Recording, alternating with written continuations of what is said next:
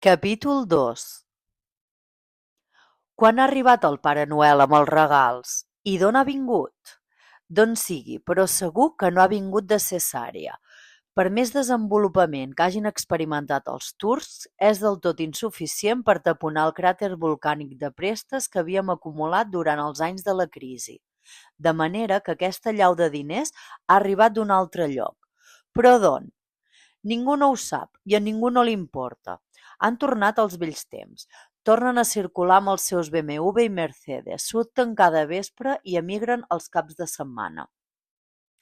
Tot això ha sorgit literalment del no-res, o per ser més exactes, d'un dia per l'altre. Quan ja ens preparàvem per tornar a la dracma, fet que ja havia pronosticat un autoproclamat profeta de les finances, i mentre l'Adrianí es preguntava si hauria de vestir de reserves al rebost pel que pogués passar, un matí ens vam despertar i vam trobar Atenes plena de cartells amb les sigles PNC, i a sota la pregunta: i si...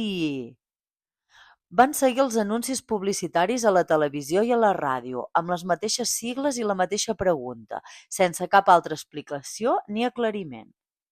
Ens vam començar a preguntar què significaven aquelles sigles amb la pregunta adjunta i què hi havia darrere de la campanya.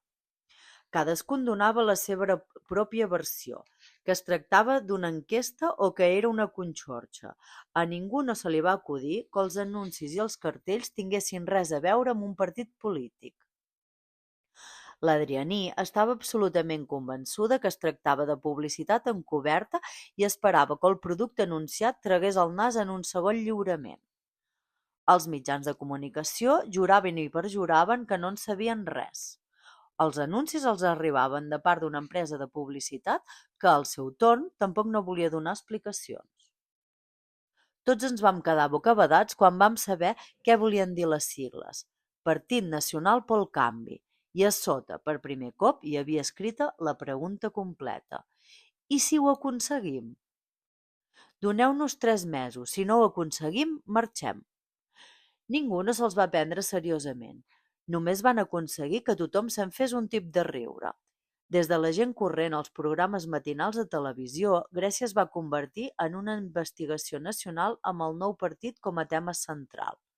Naturalment, l'inconvenient era la manca d'objectius, perquè ningú no sabia quins eren els representants del PNC, ja que continuaven sense donar la cara. El misteri va durar aproximadament un mes, si fa no fa, fins que es va produir la primera roda de premsa. Aleshores vam veure a les pantalles un grup de polítics que rondava la quarantena, que ens anunciaven oficialment la creació del nou partit.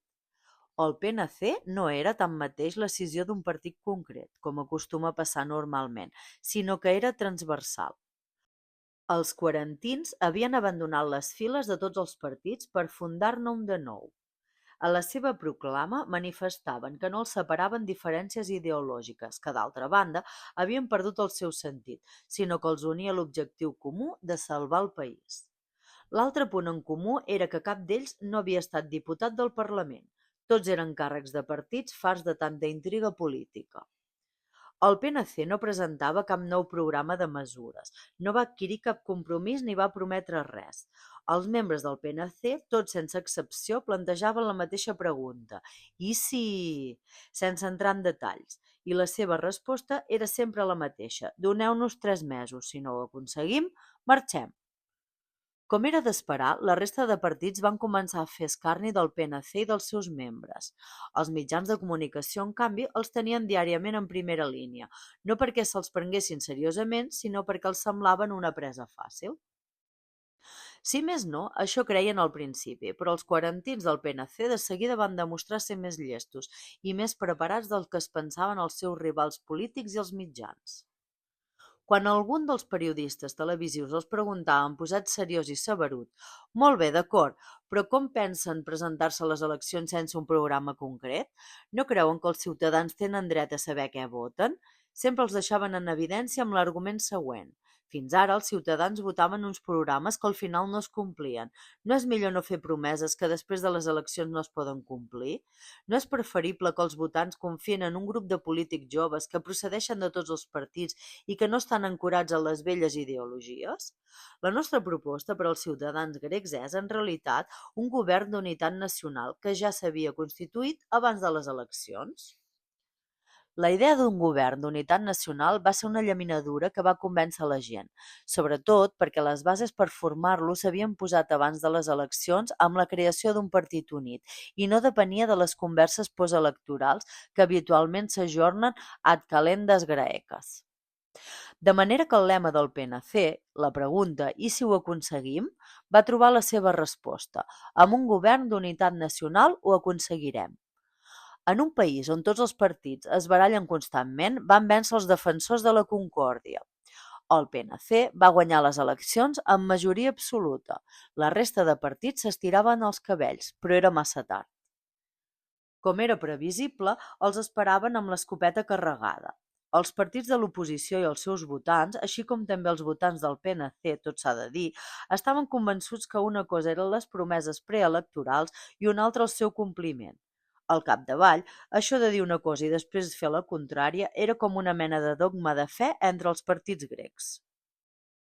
No obstant això, el nou partit va canviar aquesta tendència. De sobte, els diners van començar a fluir per tot el país.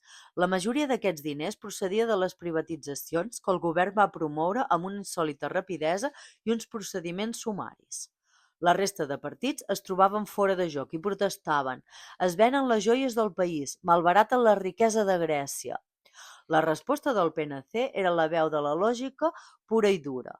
Quan tens deutes i no tens diners per pagar-los, et vens la casa per desendeudar-te. Això és el que fa qualsevol ciutadà normal, per dolorós que sigui. Tanmateix, no van fer només això. Van crear un fons de crèdit que primava les empreses que oferien llocs de treball als joves. Al mateix temps, van començar a reestructurar el sistema públic de pensions en col·laboració amb les empreses d'assegurances privades. Va passar exactament el que ningú no s'esperava. Van començar a aflorar diners als mercats financers. L'atur va baixar, encara que fos lentament, i la gent se sentia feliç, no perquè guanyés més que abans, sinó per no perdre el poc que li quedava. Els grecs van recobrar l'ànima en poques setmanes. Els embussos van reaparèixer de nou als carrers, acompanyats dels concerts de clàxon i dels improperis, mentre que els concessionaris d'automòbils van començar a fer publicitat dels nous models. Aquest capgirament de les coses va durar un trimestre, tal com havien promès els membres del nou partit. De manera que el període de 3 mesos, després del qual tradicionalment a Grècia es recorda la mort recent d'un familiar oferint dolços als convidats, aquest cop va anar seguit de repartiments d'anissos per la feliç boda amb el nou partit al govern. Tot això em passa pel cap mentre espero l'Adrianí per anar a la Vella Pasqual. Hem decidit assistir a la cerimònia a una de les esglésies del barri, a la de Sant Llàtzer, i no haver de tornar a baixar al centre, ja que arribar-hi en cotxe hauria estat un martiri que ja vam patir divendres sant. D'altra banda, tal com exigeix un dia com aquell. L'Adrianí porta els ciris i hi anem a peu. Davant de l'església ens esperen la Mània i l'Uli. Van tornar dimarts sant d'Alemanya, on havien anat a celebrar la Pasqua amb els pares de l'Uli. Ells també porten llànties i ens somriuen. «Ha fet sopa de menut, senyora Adrianí?», li pregunta l'Uli. Ja parla grec amb més facilitat, tot i que comet alguns errors lingüístics. «Ja està feta, Uli, fill meu, no pateixis», el tranquil·litza la meva dona. «He fet magaritza i també ous de Pasqua». «Quan encendrem les espelmes?», pregunta l'Uli. «Uli, en primer lloc no en diem espelmes, sinó ciris, i en segon, ets pitjor que un grec de debò. Si fos per tu, primer et menjaries la sopa de Pasqua i després assistiries a la vella», li diu la Mània en veu alta i es gira cap a l'Adrianí. «Es pot creure que dimecres sant fem dejuni, senyora Adrianí?», a petició de l'Uli. «Molt bé, Uli, així m'agrada», li diu la meva dona entusiasmada. «I les llenties no et van fer mal?». «Gens. A mi sí que no m'han fet mal, que he fet abstinència tota la Quaresma», dic jo, mig de debò, mig de broma. «Han fet dejuni tota la Quaresma?», pregunta esturada la Mània. «Vaig fer un exvot», li explica l'Adrianí, «però ara ja no li cal aprofundir més, perquè se sent un segon. Veniu a cercar la llum». L'Uli corre cap a la gernació, s'hi entafora i aconsegueix encendre el ciri en un tres i no res. Et felicito, noia, li diu l'Adrianí admirada, l'has convertit en un grec de cap a peus. Ja sap què se sol dir, Adrianí, li respon rient la Mània. Com els de casa, res. L'Uli no és grec, però ho sembla. De tornada, tothom es felicita la Pasqua amb el tradicional Crist ha ressuscitat. L'Adrianí corre de seguida cap a la cuina amb la Mània al darrere. L'Uli i jo ens quedem al menjador. En aquest moment sona el telèfon. Són la Caterina, en Fanis i els consogres, que truquen per felicitar-nos les festes. L'auricular passa de mà en mà i ens bescanviem els millors desitjos. En acabar, l'Adrianí torna a la cuina i porta la sopa de menuts. La Mània la segueix amb els ous pintats i l'amanida. La meva dona xoca el seu ou contra el meu i me'l trenca, mentre l'Uli trenca el de la Mània. Alemanya havia de ser, diu rient la noia, sempre guanya. Sap quina és la diferència entre vosaltres i nosaltres, els alemanys, en qüestió religiosa? Em pregunta l'Uli. Vés a saber, que nosaltres som ortodoxos i vosaltres catòlics o protestants?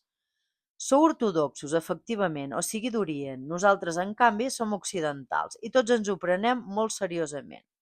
A l'església hem d'estar molt seriosos, amb el cap cot i sense parlar entre nosaltres. En canvi, els grecs feu xerinola, fins i tot quan celebreu l'enterrament i la resurrecció de Crist. Això m'agrada molt, perquè el fet de mantenir-se amb el cap cot i de no parlar en una celebració ancestral em sembla una hipocresia. Vosaltres, en canvi, gaudiu de la celebració i no us n'amagueu. Té raó l'Adrianí, s'ha convertit en tot un grec, de cap a peus, em dic a mi mateix, mentre observo com es llença sobre la sopa.